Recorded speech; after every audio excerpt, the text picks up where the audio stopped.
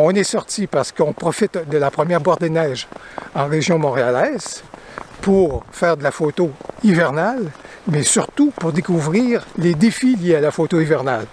On examine tout ça tout de suite après. Intro!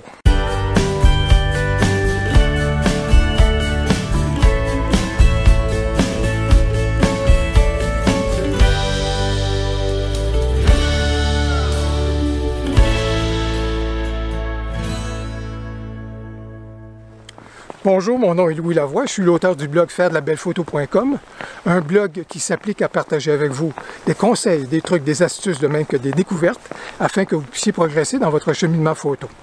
Aujourd'hui, donc, le thème, la photo hivernale. Premier élément, évidemment, on sort, il faut donc s'habiller en conséquence. Ça va être plus frais, ça va être froid. Puis je vous dirais aussi ce que les étudiants assez souvent oublient lorsqu'on fait des sorties sur le terrain, c'est que c'est beau, on va faire une sortie sur le terrain, on va marcher, mais ce ne sera pas de la marche rapide, parce que quand on fait de la photo, c'est de la photo qui est plus contemplative. On veut prendre le temps d'observer des détails. Alors c'est pour ça qu'on bouge pas mal moins, même que lorsqu'on se déplace comme d'habitude. Alors c'est pour ça que des fois, souvent, au niveau des vêtements, il faut en mettre plus que moins, vraiment s'assurer d'être au chaud. Un deuxième élément, c'est que il ne faut vraiment pas avoir peur d'amener nos équipements à l'extérieur. Ils sont capables d'affronter les éléments. Ils sont capables d'affronter des intempéries dans une certaine mesure. Mais, par exemple, je vous fais la démonstration avec un bonnet de douche. C'est un accessoire qui est vraiment pas dispendieux à acheter. Vous recouvrez votre équipement avec un bonnet de douche. Ça va faire le boulot, ça va protéger de la chute de neige. Et puis, ça va vous permettre de faire une belle sortie à l'extérieur. Nos équipements sont capables de le prendre.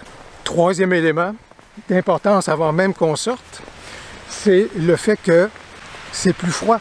Donc, c'est plus exigeant au niveau de nos batteries, nos piles, nos accus. Je pense que c'est la façon que vous le dites au niveau en Europe. Alors, évidemment, toute la gestion des piles et des batteries, c'est quelque chose qui est important. Alors, bien sûr, à ce moment-là, mieux vaut en avoir deux plutôt qu'une seule.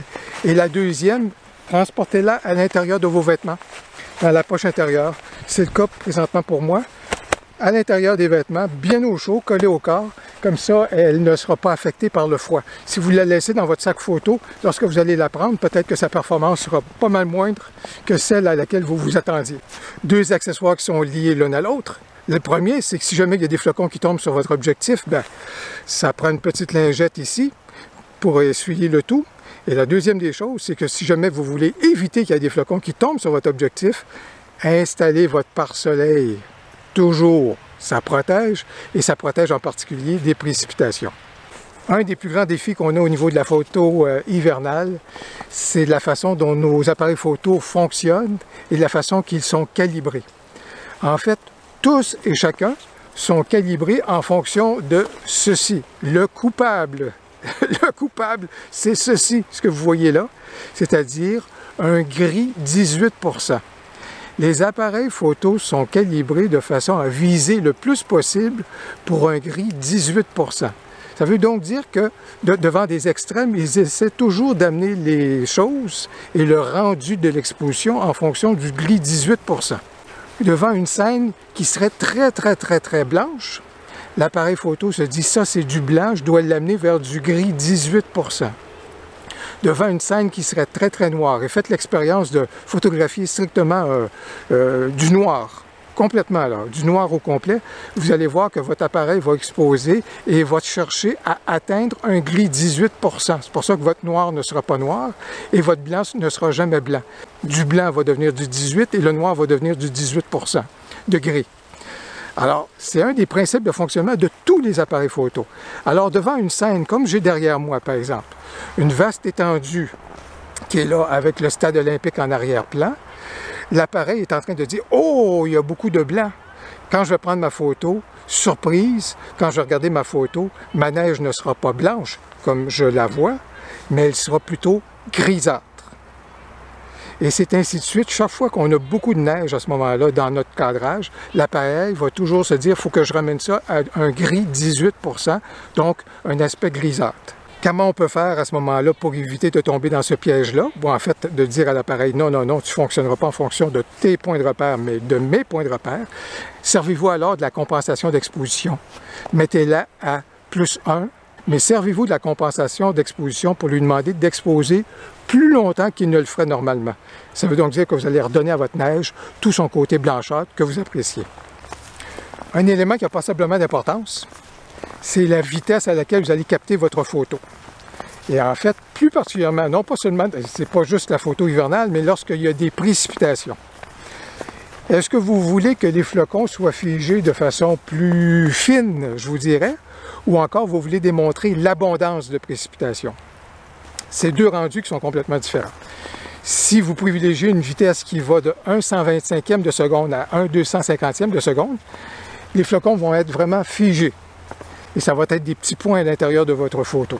Ça a un rendu, ma foi, qui est assez poétique. C'est vraiment intéressant, surtout lorsque vous le faites avec un fond arrière qui est assez sombre. Par contre, sur un même fond arrière qui est assez sombre, si vous voulez démontrer l'abondance de précipitations, puis ce serait le cas, par exemple, au niveau un peu plus de photojournalisme, alors, là, à ce moment-là, vous pourriez privilégier une vitesse d'obturation qui tourne autour de 1/50e de seconde. Alors, la précipitation et les flocons vont plus apparaître comme étant des traînées. Ah, il y a tellement des beaux sujets à faire en photo hivernale. Actuellement, je suis dans un parc, puis c'est sûr qu'à ce moment-là, on est plus dans le domaine de la monochromie. Hein, c'est pas, les couleurs ne sont pas éclatantes, il n'y a pas une myriade de couleurs. Mais, de temps en temps, c'est super sympathique. Il y a des gens qui font de la course à pied, ils ont des vêtements très colorés, des trucs du genre. Alors vraiment, là, c'est comme une espèce de tache de couleur au milieu d'un paysage qui est relativement monochrome. C'est super sympathique à faire. Puis, c'est de la belle photo de rue. Dans de la photo de rue, ou encore du photojournalisme en hiver, la position corporelle des personnages a beaucoup d'importance. Parce que s'ils sont en train d'affronter une bonne bourrasque de vent, des forts vents, des trucs du genre, puis ou bien il fait froid, à ce moment-là, ils vont être un peu plus repliés sur eux. On va voir qu'ils sont en train de combattre les éléments. Et ça dit énormément. Tout autant que tous les autres éléments que vous allez mettre à l'intérieur de votre cadrage. Je vais me mettre avec un ami pour vous donner un dernier conseil. Alors, mon ami qui est juste ici, vous le voyez peut-être, ça, c'est un grand classique à faire. Les enfants viennent juste de le finir. C'est super sympathique. Première bordée de neige, tout le monde se précipite pour faire un bonhomme de neige à l'extérieur. Mais c'est tout comme le bonhomme de neige. Notre équipement, lorsqu'on revient à l'intérieur, notre corps est heureux de retrouver de la chaleur. Par contre, notre équipement, lui, de passer du froid au chaud, lui, à ce moment-là, ça peut avoir un impact au niveau de la condensation qui se créerait sur notre objectif. Alors, la meilleure chose, c'est vraiment de laisser notre équipement à l'air libre. Ne pas le laisser à l'intérieur de notre sac photo.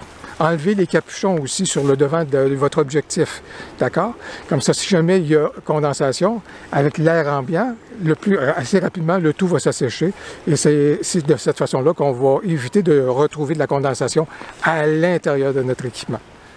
On va avoir l'occasion de faire d'autres sorties sur le terrain en hiver pour aller aborder des sujets qui sont un peu plus particuliers. Mais aujourd'hui, je voulais vraiment vous donner certains conseils, trucs et astuces de base pour qu'à ce moment-là, ce soit plaisant pour vous de sortir pour faire vos photos hivernales et que le rendu de vos photos soit à la mesure à ce moment-là de ce que vous espériez. J'espère que le tutoriel vidéo vous a plu. Bien, si c'est le cas, n'hésitez pas à cliquer sur « J'aime », à vous abonner à ma chaîne YouTube.